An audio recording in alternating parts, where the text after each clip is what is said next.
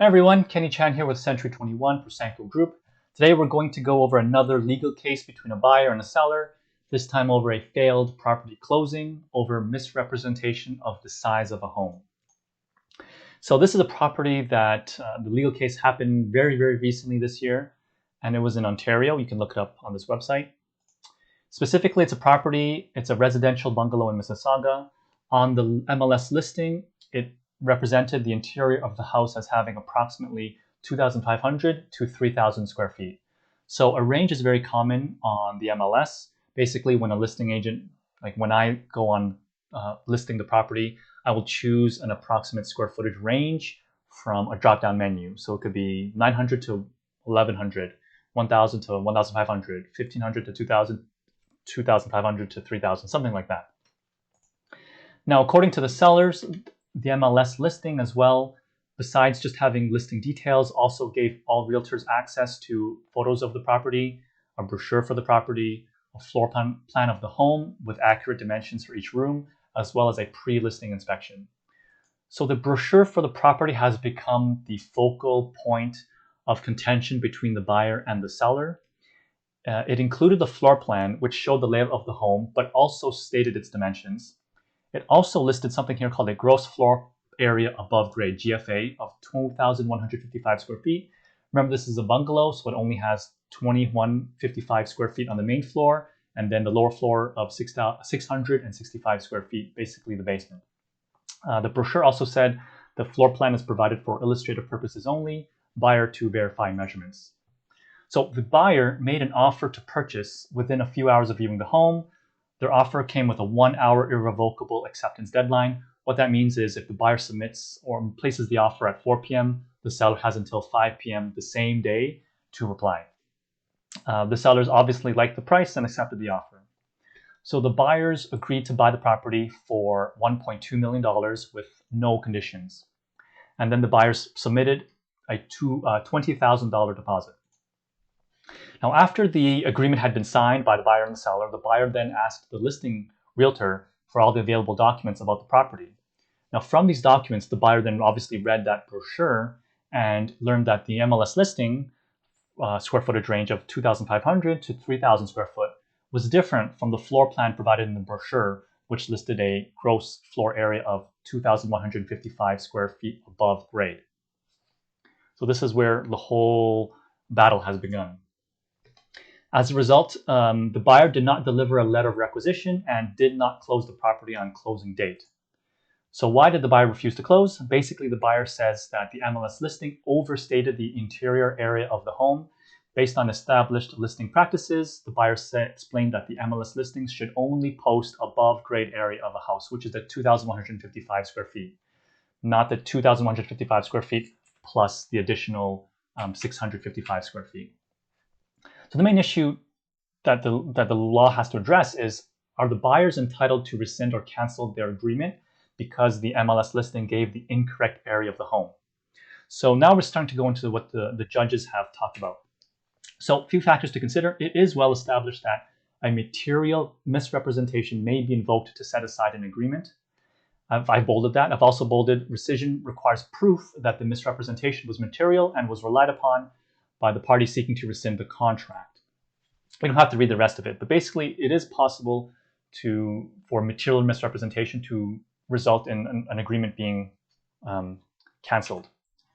Now, the judge had said the following: I accept that the discrepancy between the MLS listing 2,500 to 3,000 square feet versus what was listed on the brochure of 2,155 square feet was a misrepresentation that was not insignificant. Okay. However, the judge specifically now says that I'm not persuaded that the discrepancy should allow the buyers to rescind the contract.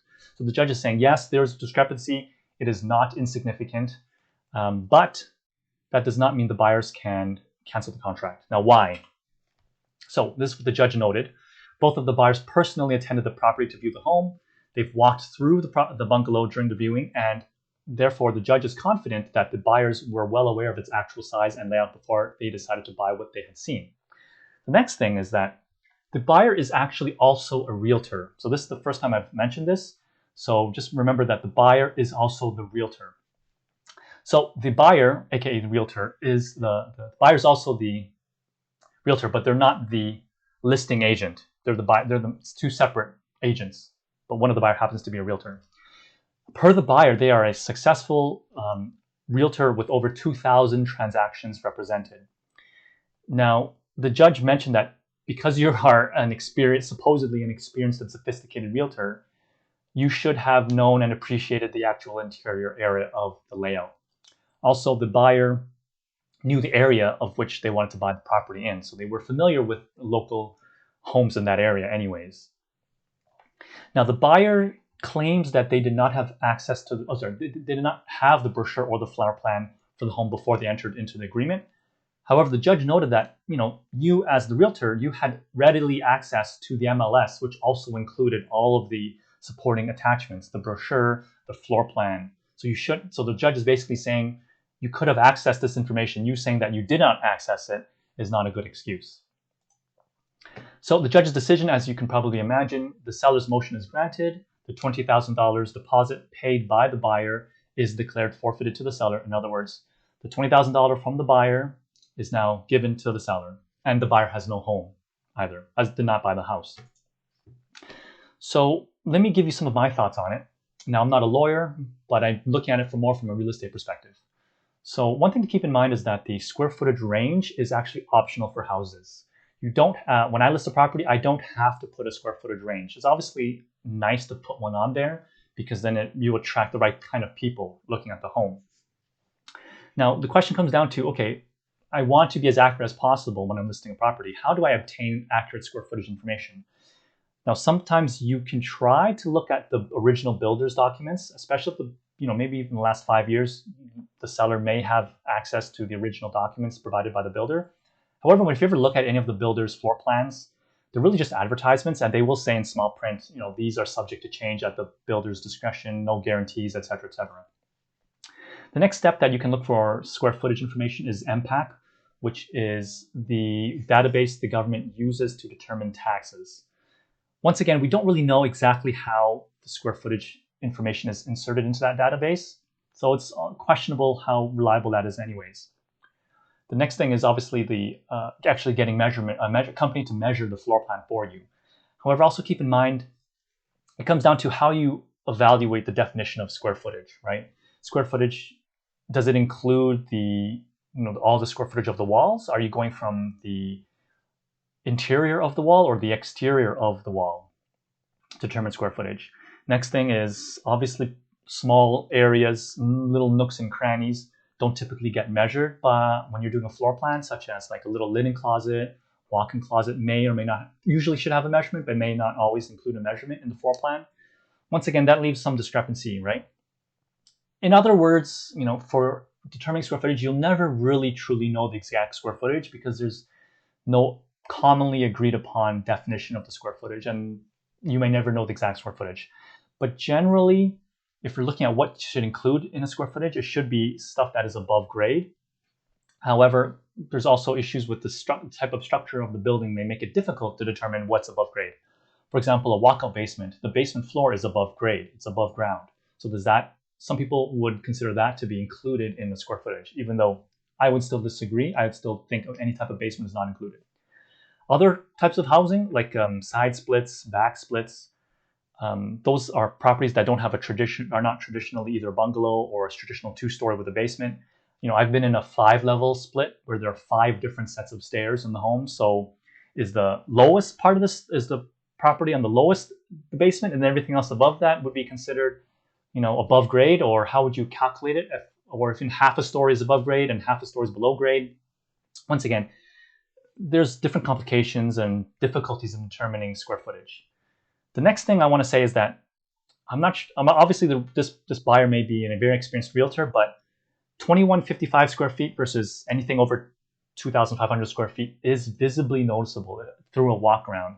Unless they just walked around it and for like 1 or 2 minutes and then made an offer, it's really tough. But if you spend any decent amount of time in a property, 15 minutes, 30 minutes or more, it's pretty obvious, 2,500 square feet versus 2,155 square feet. Now, I've never seen the photos of this property. I don't know if there's something about this property that might throw off, an experienced eye. In any case, most of the time, it's very noticeable through walking through the property. The next thing is more of a pet peeve, is that a 1 hour irrevocable is kind of a bad move from the buyer / the realtor. Giving 1 hour for a seller to reply is honestly a very poor, tasteless move, and it doesn't really give the seller much time to reply or get anything ready. What happened if the seller was, in the middle of a shower, cooking, having dinner with family or whatever, and they don't have that 1 hour to reply to you? Generally speaking, even for bully offers, preemptive offers, early offers, give more than an hour. It's ridiculous. So some lessons learned: you can never fully trust the MLS listed square footage range. How has the listing agent decided their definition of square footage? Maybe they're including the walkout basement square footage, when really probably shouldn't. The next thing is you should always try to look at the property and does the listed square footage pass the eye test? And then the next thing is obviously, when I'm listing properties, I have a responsibility to post accurate information, and I should try my absolute best to give an accurate square footage and do everything we can, such as creating floor plans, creating these brochures, finding the at least the MPAC square footage, if not getting a company to measure the different room sizes, to at least give buyers confidence that they are buying the property with certain square footage. Anyways, if you have any questions, you know how to reach me. Hopefully, if you like these types of reviews, I know they are much longer videos. If you like these videos, let me know, and I can certainly review a few more legal cases. I'm not a lawyer, but I will bring a different perspective to it. Okay, thanks a lot. Talk to you later. Bye.